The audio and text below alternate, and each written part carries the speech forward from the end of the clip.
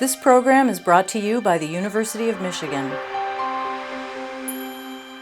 For more information, visit umich.edu.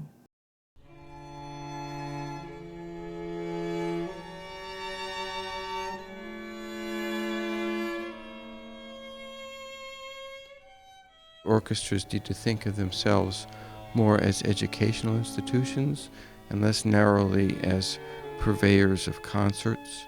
And I think that the most resonant idea on the table is what is called in the business service exchange, which is to say that musicians under contract will be doing things other than rehearsing and performing. It might be services in a school, it might be mentoring of some other form, and I think this addresses two needs.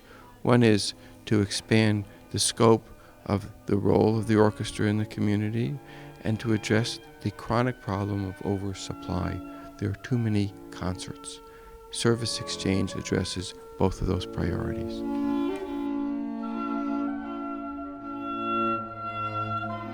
It's a question of first redefining who it is we are and inspiring ourselves to face these difficulties. And then, with that renewed awareness, to simply meet the challenges ahead. To be truly sustainable, we have to be of our community rather than for our community.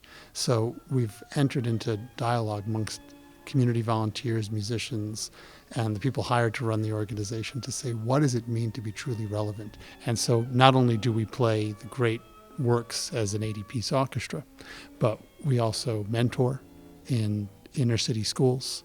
Our musicians have developed a leadership training program to be implemented with Fortune 500 companies in the Memphis area.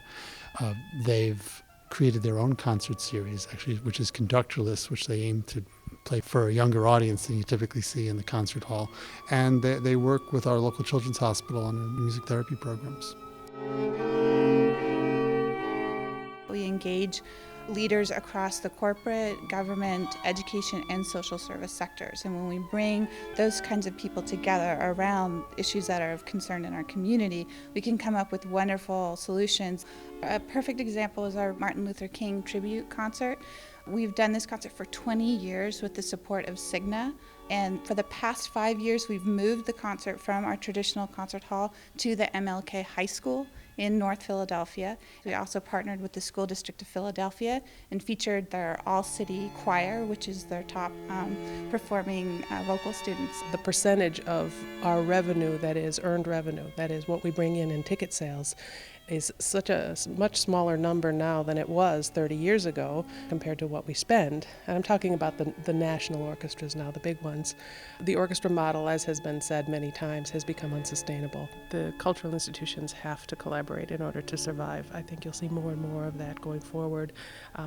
There has recently been a large grant that was given to the Cultural Alliance in Detroit to try to promote exactly that, particularly on administrative back-of-house issues.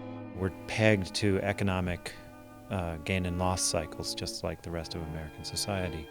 But I kind of see a shift happening in some ways in that there's an increasing consciousness of local orchestras. And my sort of artist's vision for the way forward is to think about having local music be like local agriculture, so that we have a local economy, and the stuff tastes like where we live. So I think that same model also would be a good one for orchestras. The arts as a not-for-profit business engine, if you will, provide $166 billion worth of economic activity annually. They support 5.7 million jobs and bring $30 billion in government revenue in terms of local, state, and federal opportunities.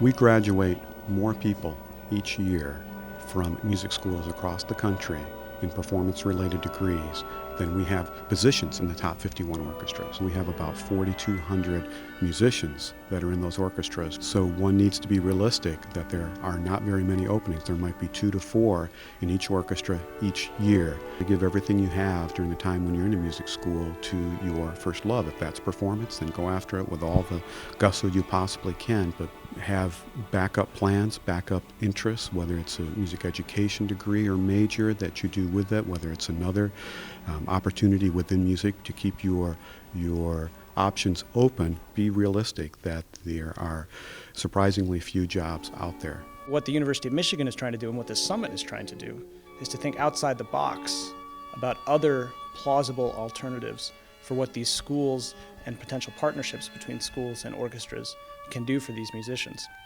What that will mean in the future, I don't know, but some possibilities would include a Peace Corps of musicians. So for instance, Teach America is hugely competitive and hugely popular. Right now in the United States, it's harder to get into Teach for America than it is Harvard Law School. And it doesn't pay very well, but it pays a livable stipend, and you go out and you help people. And a lot of the conversation this morning has been rooted around not only building a musician, but building a human being.